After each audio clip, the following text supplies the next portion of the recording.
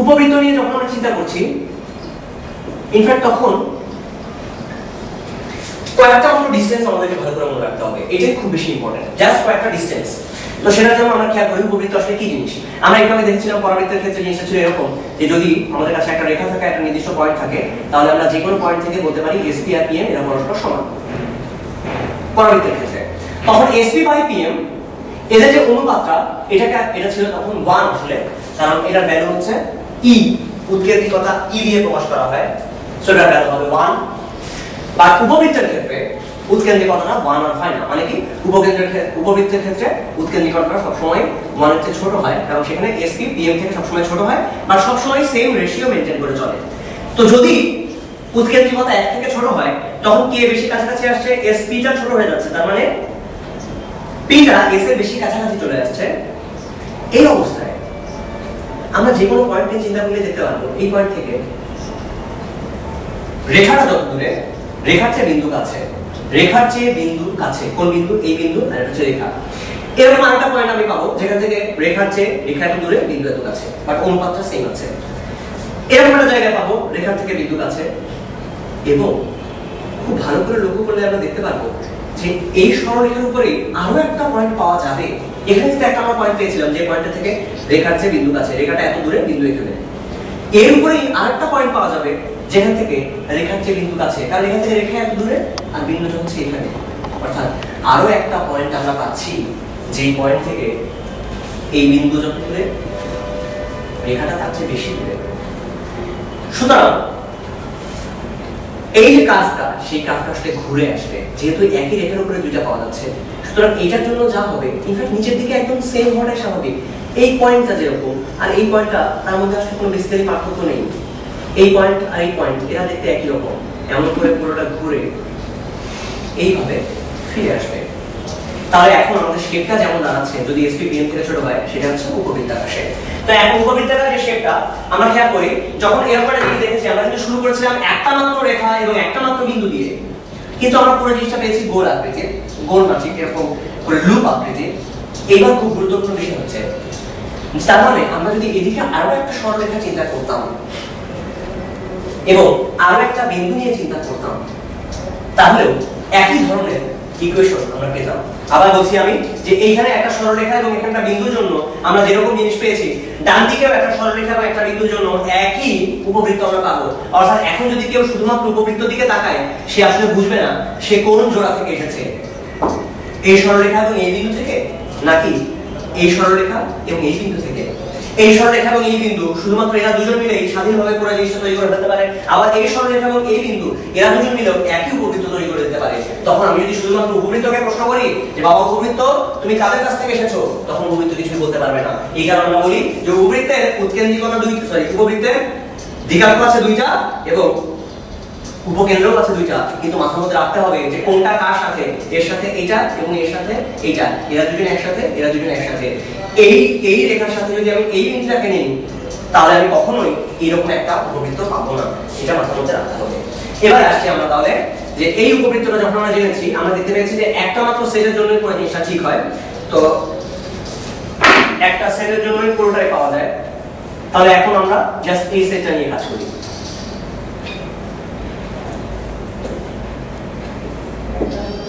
এটা একটা উপবৃত্ত, এই উপবৃত্তটা,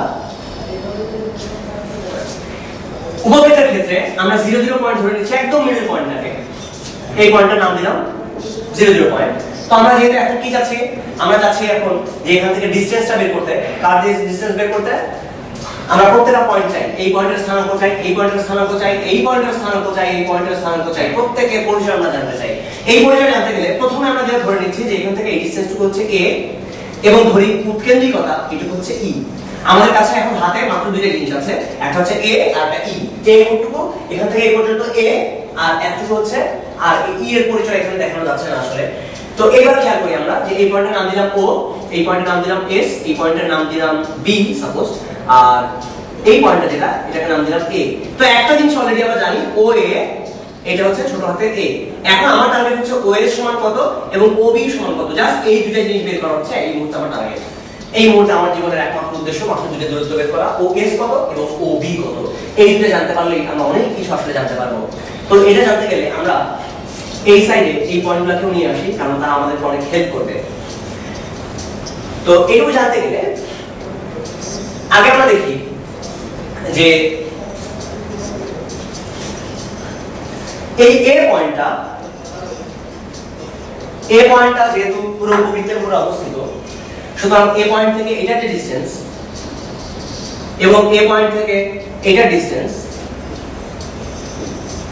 এই অনুপাতটাই হচ্ছে ই। আমরা জানি কোন পয়েন্ট থেকে বিন্দুর যে দূরত্বটা আর কোন পয়েন্ট থেকে রেখার দূরত্বটা, এদের অনুপাতকে বলা হয় উৎকেন্দ্রিকতা ই। এখানে তো সব জায়গাতে ই কনস্ট্যান্ট, তাহলে as বাই ab এটা হচ্ছে ই, বা এখান থেকে আমরা পাচ্ছি as equal to E into ab। এবার এই পয়েন্টটা সেটাও তো এই বৃত্তের উপরে, এই উপবৃত্তের উপরে অবস্থিত, তাহলে আমি as এর সাথে যদি এদেরকে চিন্তা করি তাহলে পাবো a dash s equal to E into a dash b। a dash এর জন্য আমরা পুরোটার জন্য চিন্তা করছি। তো এখন এইখান থেকে খেয়াল করি যে a dash s এটা মানে আসলে a dash plus as equal to a into a dash minus as। Just এখান থেকে আমরা লক্ষ্য করলে দেখতে পারবো এগুলো আসে।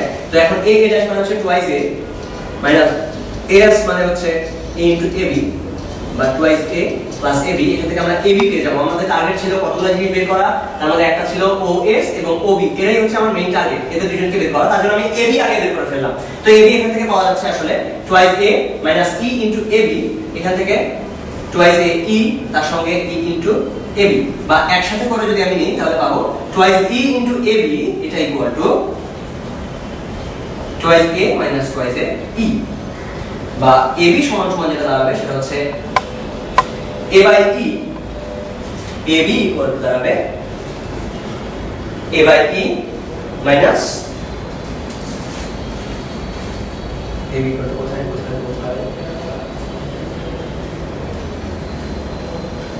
a বাই e মাইনাস এটা হচ্ছে a। তাহলে এতটুকু আমরা পেয়ে গেলাম, এটা হচ্ছে ab এর মান। ab যখন পেয়ে গেছি তখন as ও আমরা জানি, as হচ্ছে e দিয়ে গুণ করে দিতে হবে পুরোটাকে, a মাইনাস a।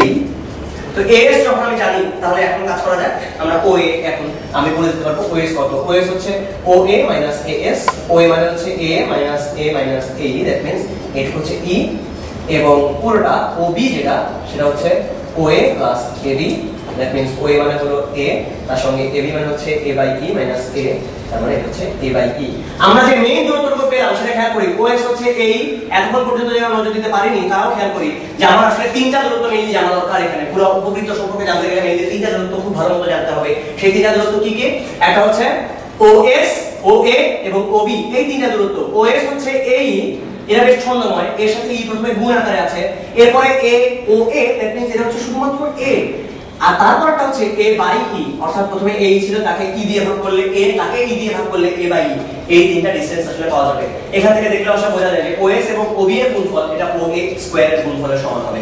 আচ্ছা থাক, এবারে এই জায়গা থেকে আমরা যখন এই তিনটা জিনিস জেনেছি তাহলে আমরা আসলে জানি সবকিছুই। এরকম আমরা যদি বলি উপকেন্দ্রের স্থানাঙ্ক কত, তখন আমি জানি s এর স্থানাঙ্ক হচ্ছে ae, 0, কারণ এখান থেকে এই ডিসটেন্স তো এই, সুতরাং এইটার স্থানাঙ্ক হবে -ae, 0। এখন যদি বলে দুইটা উপকেন্দ্রের মধ্যবর্তী দূরত্ব কত, আমি জানি একটুকু এই একটুকু এই, মোট হবে টুয়াইস এই। আমি যদি বলি যে এই দুটোর ডিসটেন্স কত, তখন আমি জানি যে a এদিকে a এদিকে a, তার মানে মোট হচ্ছে টুয়াইস a। যদি বলি যে দুইটা দ্বিকাক্ষের মধ্যবর্তী দূরত্ব কত, এদিকে a বাই e ওইদিকে a বাই e, মোট হচ্ছে twice a by e। So এই ডিসটেন্স গুলো মনে রাখাটাই বেশি গুরুত্বপূর্ণ। তাহলে আমরা এটা আমি বলে দিতে পারবো যে এটা কত হবে, সমীকরণটা কি হবে। সমীকরণটা কি হবে, এটা কার সমান্তরাল, x অক্ষের y অক্ষের সমান্তরাল, তার মানে x ইকুয়াল টু এটা আসবে মাইনাস a বাই e, আর ডান দিকে যেটা আছে সেটা আসবে x equal to plus a by e। প্রত্যেকটা জিনিস এখন আমরা ভালোমতো করে জানি।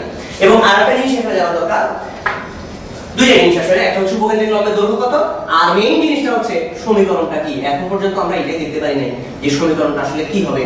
এটার সমীকরণটা কি হবে সেটা খুব দ্রুত আইডিয়া করে ফেলা যায়। আসলে জাস্ট এখান থেকে বলে ফেলা যায় সমীকরণটা কি হবে।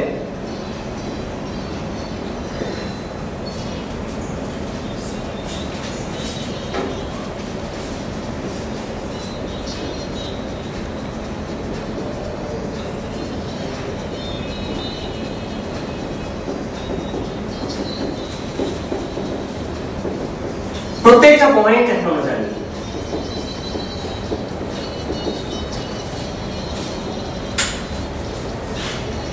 তাহলে এইখানে যদি একটা লম্বটা না যায় সেটার স্থানাঙ্কটা কি হবে সেটা জানতে গেলে আগে সমীকরণটা জানতে হবে।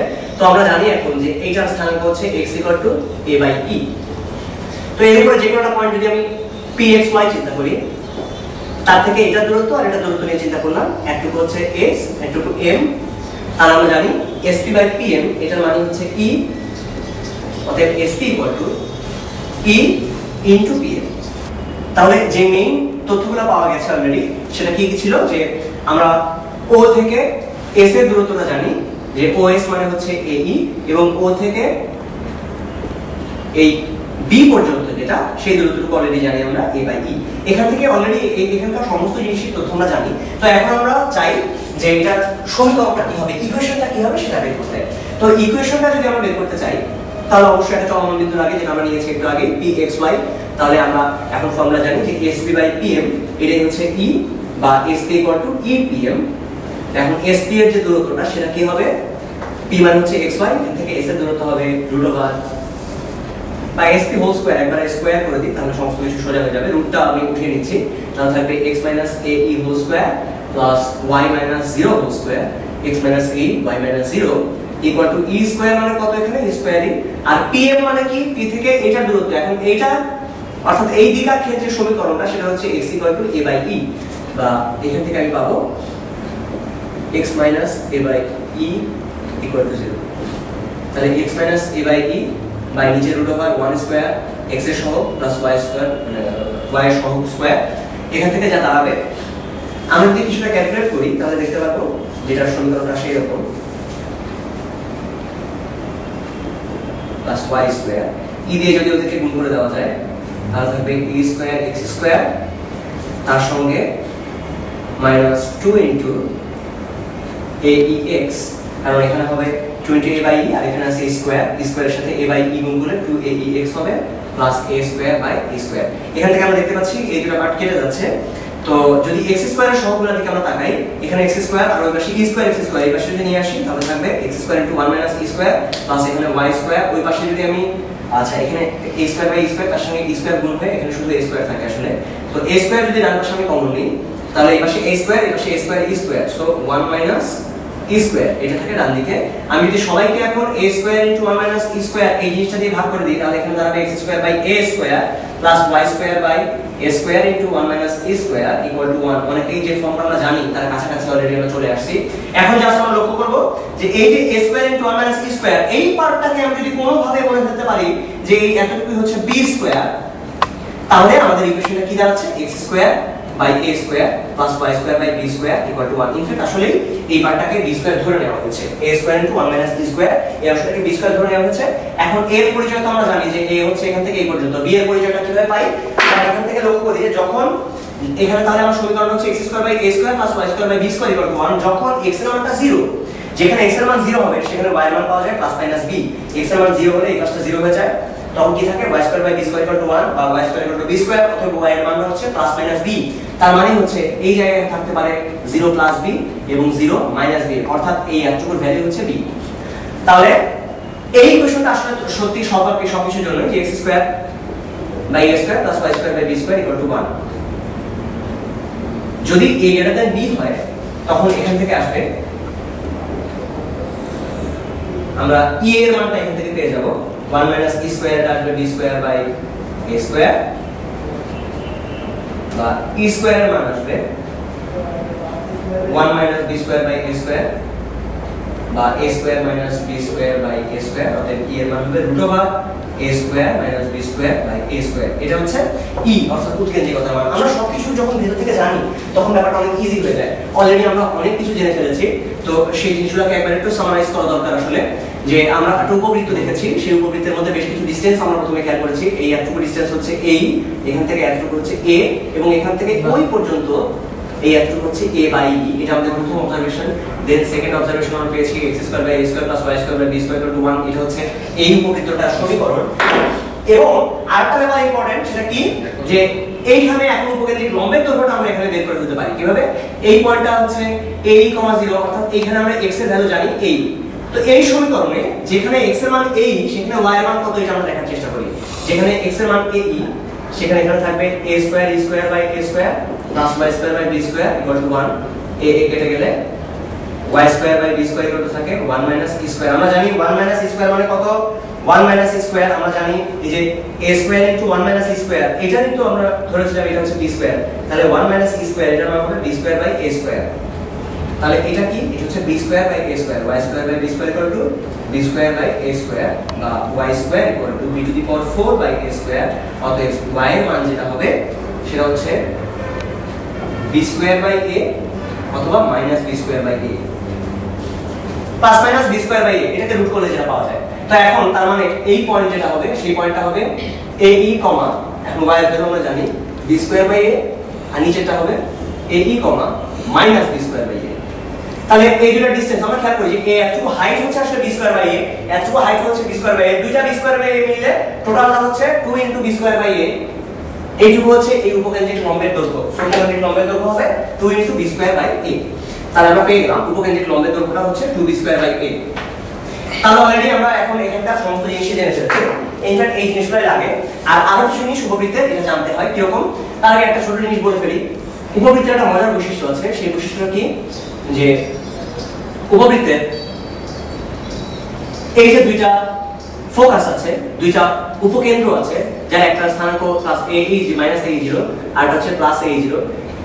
এখান থেকে উপবৃত্তের উপর যে কোনো পয়েন্টের, উপবৃত্তের উপরস্থ যে কোনো পয়েন্টের থেকে এই উপকেন্দ্রিক দূরত্ব দুইটার যোগফল সবসময় কনস্ট্যান্ট থাকে। সেই কনস্ট্যান্টটা কার সমান, এই পুরো যে এতটুকু অংশ তার সমান। এইটাকে বলা হয় উপবৃত্তের বৃহদাক্ষ। এই ডান দিকে পুরো যে অংশটুকু উপবৃত্তটার এটা বলে, এটাকে বলে বৃহদাক্ষ, এই একটুকু বলে ক্ষুদ্রাক্ষ। যদি এটা সাইজটা এরকম হতো সেই অবস্থায় আমরা দেখতে পাচ্ছি যে এইদিকে বি এর পার্টটা এ থেকে বড়, বি এদিকে এ এইদিকে, সেই অবস্থায় আমরা এই বড়টাকে বৃহদাক্ষ বলি, তখন বিটাই হবে বৃহদাক্ষ আর এ এর দিকটাই হবে ক্ষুদ্রাক্ষ। বৃহদাক্ষ বলতে বোঝায় এখান থেকে এই পর্যন্ত, অর্থাৎ টুয়াইস এ কে, টুয়াইস এ হচ্ছে বৃহদাক্ষ এবং ক্ষুদ্রাক্ষ হবে টুয়াইস বি। বৃহদাক্ষের দৈর্ঘ্য হচ্ছে টুয়াইস এ, এখান থেকে একদম এই মাথা পর্যন্ত, ক্ষুদ্রাক্ষের দৈর্ঘ্য হচ্ছে টুয়াইস বি যখন a গ্রেটার দ্যান b। আর যদি a লেস দ্যান b হয় বা b গ্রেটার দ্যান a হয় সেই অবস্থায় কি হবে যে টুয়াইস b এটাই হবে বৃহদাক্ষ আর টুয়াইস a এই অংশটা ছোট, এটা হবে তখন ক্ষুদ্রাক্ষ। আর সেই অবস্থায় ফর্মুলার ছোট ছোট কিছু চেঞ্জ আসবে। যদি a লেস দ্যান b হয় সেই অবস্থায় আমাদের e যেটা সেটা চেহারা হবে b square minus a square by a square by b square.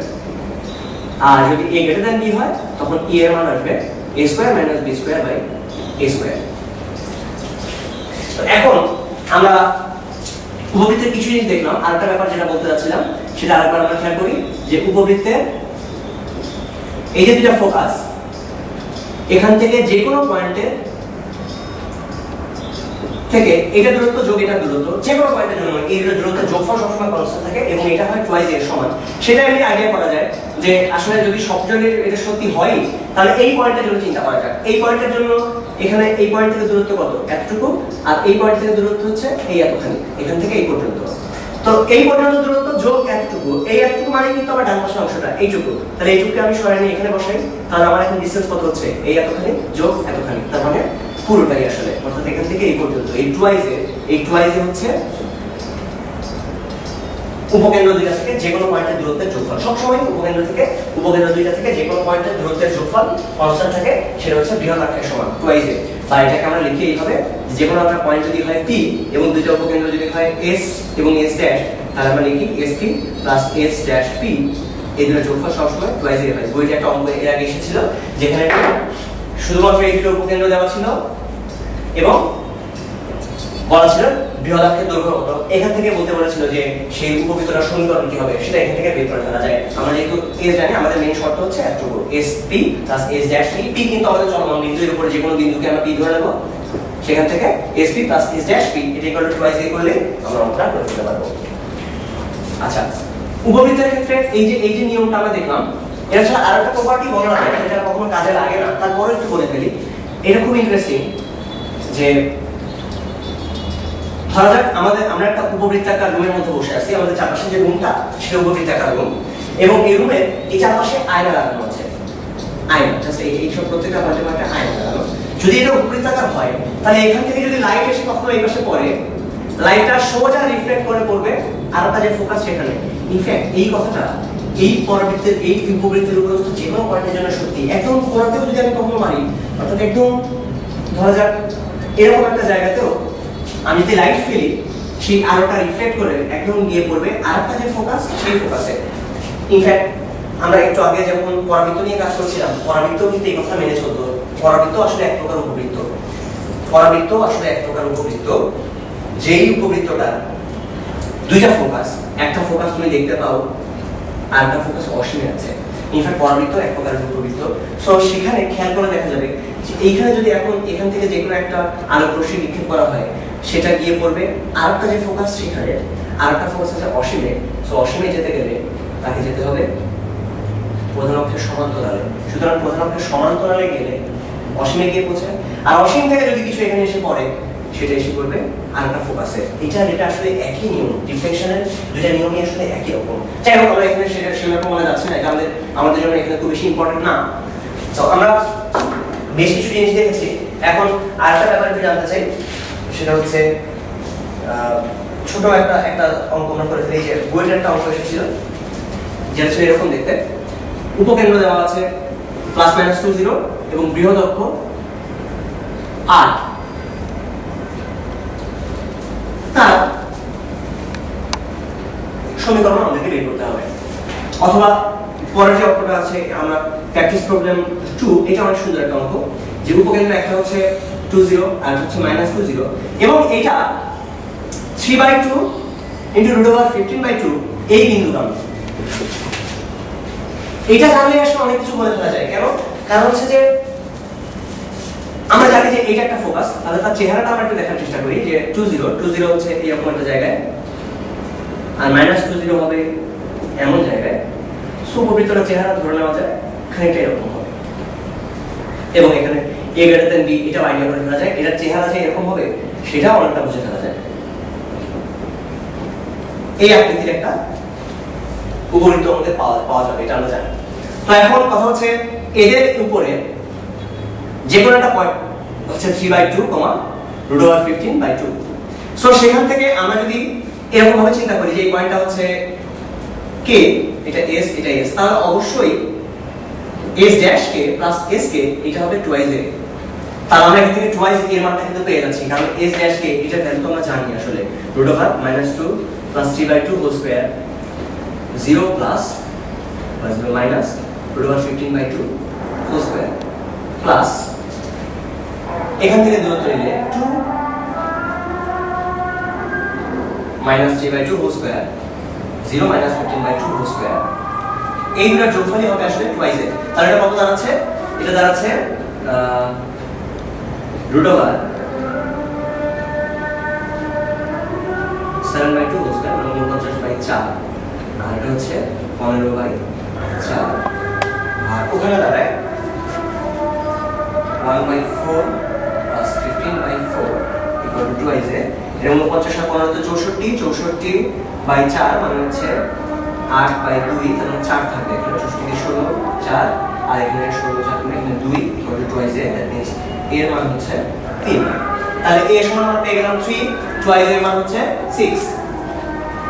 এইবার কিন্তু আমরা এরপরে যে কোনটা চলমান বিন্দু ধরে নিতে পারি pxy, সেখান থেকে একই ফর্মে আমরা এখন উপবৃত্তটার সমীকরণ বের করে ফেলতে পারি। আমরা জানি যে sp প্লাস s' p এটা হবে twice a। So √x minus বা প্লাস হোল স্কয়ার বা minus 0 whole square plus x minus 2 whole square plus y minus 0 whole square এটা ইকুয়াল টু twice a মানে 6। এটাকে ক্যালকুলেশন করলে আসলে এই উপবৃত্তটার ফর্মুলা পেয়ে যাওয়া যাবে। এটা আসলে কঠিন উপায়, বাট অলরেডি আমরা যখন জানি যে এটা চেহারা হচ্ছে x² / a² + y² / b² = 1, সেখানে আমরা খেয়াল করি যে আমাদের এখন শুধুমাত্র b এর ভ্যালুটা কোন মতে দরকার। আমরা অলরেডি দেখেছি যে a এর মানটা হচ্ছে কত, a এর মানটা 3, এবং আমরা জানি যে ae এটার মান কিন্তু 2। কারণ কি, যে এখান থেকে দেখা যাচ্ছে আমরা জানি +-ae0 এটা হচ্ছে উপকেন্দ্রের স্থানাঙ্ক।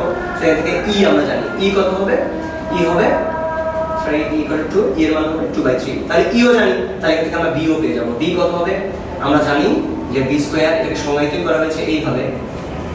তাহলে a² মানে হচ্ছে 9, 1 মাইনাস e² মানে হবে 4/9, তাহলে 5 হচ্ছে b² এর ভ্যালু। তাহলে b স্কয়ার মান আমরা জানি, a স্কয়ার মান আমরা জানি, a স্কয়ার মান হচ্ছে 9। তো এখন ইকুয়েশন হবে x square by a square plus y square by b square equal to 1। তাহলে এটাই হচ্ছে আমাদের এই যে উপবৃত্তটা তার সমীকরণ, সেটা আমরা এখান থেকে পেয়ে যাব।